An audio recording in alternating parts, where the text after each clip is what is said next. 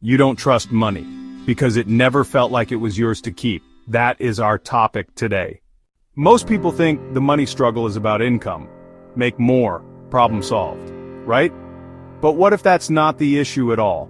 But if you've ever had a moment where you finally started earning, you got the raise, landed the client, sold the product, and then watched the money disappear faster than you expected, this video is for you.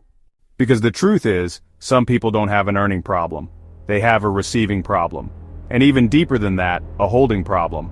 They can't keep what they create, not because they're careless, not because they're bad with numbers, but because deep down, money never felt like it was theirs to keep.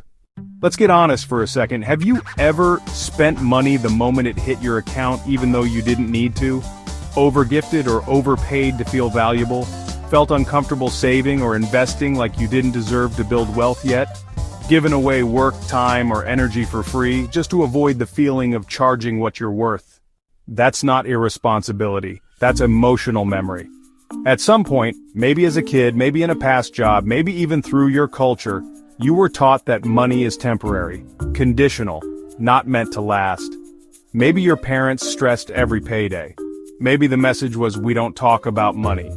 Or people like us don't live like that. Or maybe you were just never shown that having money was safe.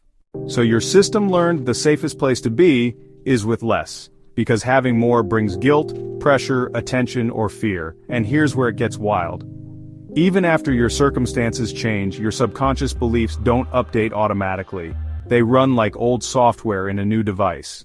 So now, you might be making decent money, doing work you're proud of, finally out of survival mode, but still, you panic when you save too much. You sabotage with treats that don't feel good. You feel resistance when people try to pay you what you're worth. Not because you're broken, but because your nervous system still doesn't recognize money as something you're allowed to hold. It's like, emotional muscle memory. Your system expects the money to leave so it helps it leave. And then, you feel back in control. Back in familiar territory, broke, stressed, or stretched thin, but at least you're not in unfamiliar abundance.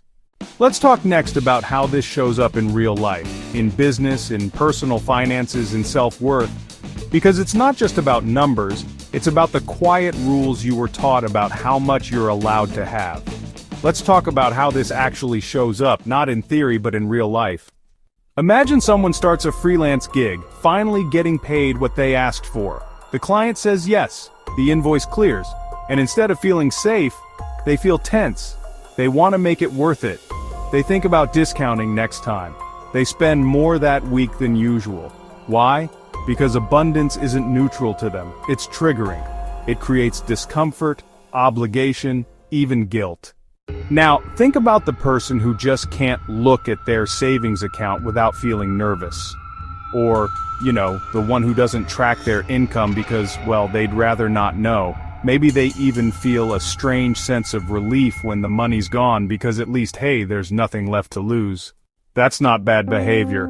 Honestly, that's just someone who doesn't trust money to stay, or maybe more importantly, doesn't trust themselves to have permission to keep it. And, that's learned. We're not born afraid to receive.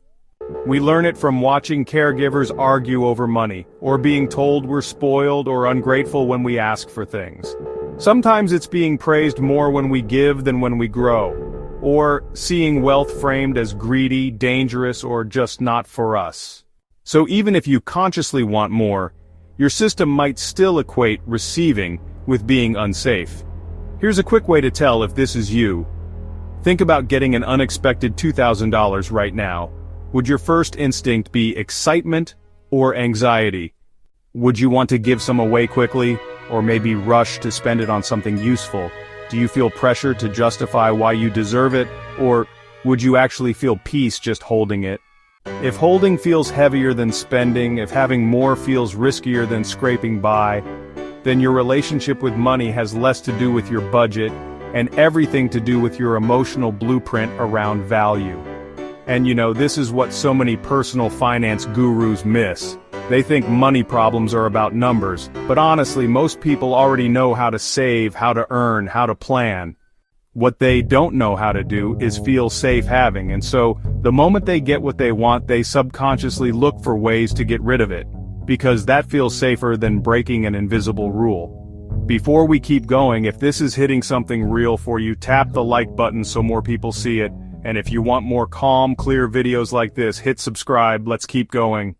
Next, let's break down the 3 core emotional patterns people fall into when they don't trust money. These patterns are subtle, but they shape how you earn, spend, save, and self-value. Let's decode them. Let's break down what actually happens when someone doesn't feel safe having money. Because this isn't about blowing cash on wild purchases or ignoring bills. This is about subtle emotional patterns that look responsible on the surface, but underneath are all about relieving discomfort, not building wealth. Pattern 1. The overgiver. You're generous to a fault. You cover tabs, you pick up extras, you send money just in case, and on the outside, you look kind, selfless. But inside, you feel guilty holding more than others, so you spend to shrink yourself back down, to feel right-sized again, to avoid being the one who has more in a group that never did. This doesn't come from weakness, it comes from loyalty to your identity. You don't want to be seen as better, so you choose broke over separate. Pattern 2, the overspender. You don't blow money for fun, you blow it for relief. The bill clears and you think, okay, at least it's gone. At least I don't have to think about it. Sometimes it's clothes, gifts, gadgets, or experiences. Sometimes it's just something to make you feel productive or upgraded. But it's not really about what you buy. It's about not having to hold abundance because, holding it brings up pressure. Like, now I have to use this wisely. Or now people expect something of me. And now I'm one mistake away from messing it up. Spending then becomes emotional offloading. It's not a reward, it's a release valve. Pattern 3, the underearner. You're smart, capable, talented, but you constantly undercharge, stay stuck in low-paying roles, or avoid asking for more. Not because you don't want more, but because, honestly, asking feels dangerous. You were taught, directly or indirectly, that having too much makes you greedy, ungrateful, selfish, or even a target.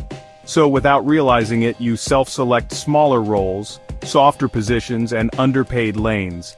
Because, well, keeping your head down feels safer than stepping into visibility. Even when you know your worth, you just don't feel safe expressing it. And so the cycle continues. You know you could do more, but you feel like you're not allowed to. These 3 patterns, the overgiver, the overspender, the underearner, they don't mean you're broken. They mean your system is trying to protect you from the consequences of having. That's why, money feels hard to hold. It's not about the income, it's about the internal permission to keep it. In the last part, we're going to talk about what it actually takes to shift this, not by pushing harder, but by rebuilding trust. Because if money's never felt like yours to keep, then, honestly, no amount of discipline will fix it until your system finally learns that having is safe. So here's the question most people never ask. If money never felt safe to have, how do you retrain your system to receive without bracing and hold without guilt? It doesn't start with budgets, it doesn't start with discipline, it starts with safety. Because honestly, until your nervous system feels safe holding money, you'll just keep finding ways to get rid of it. You'll justify why you don't have it. You'll try to prove you're still loyal to the version of yourself that always lacked it. Here's the truth, money is just energy, but the way you relate to it is emotional, It's shaped by identity, safety, memory, and self-worth. So, the shift really has to begin where the damage was done, in your internal experience. Let's ground this in 3 real subtle actions that start to rebuild that trust. First, let money sit. Don't spend it. Don't give it away. Just let it sit in your account, even if it's just $20. Not to hoard it, but to show your system that having doesn't equal danger. So let's talk about detaching your self-worth from movement. Money coming in isn't proof that you're worthy, and money going out isn't proof that you failed. Start practicing telling yourself, I am safe with or without movement, and I am allowed to keep this, even if I do nothing right now. That's actually where power grows, in holding, not chasing. Next, it's time to rewire what it means to receive. Receiving doesn't mean you owe anyone, it doesn't mean you're selfish, it doesn't mean you'll lose it, it just means you're opening a door. And honestly, your system needs repetition to believe that the door won't slam shut. So start small. Say yes without shrinking. Keep what you've earned, even if it feels unfamiliar. And, breathe through the discomfort of not rushing to release it. Here's what this all comes down to. You don't fix your money patterns by working harder. You fix them by feeling safer, doing less. Because once your system believes that it's normal to have, you stop chasing, you stop leaking, you stop proving, and you start keeping.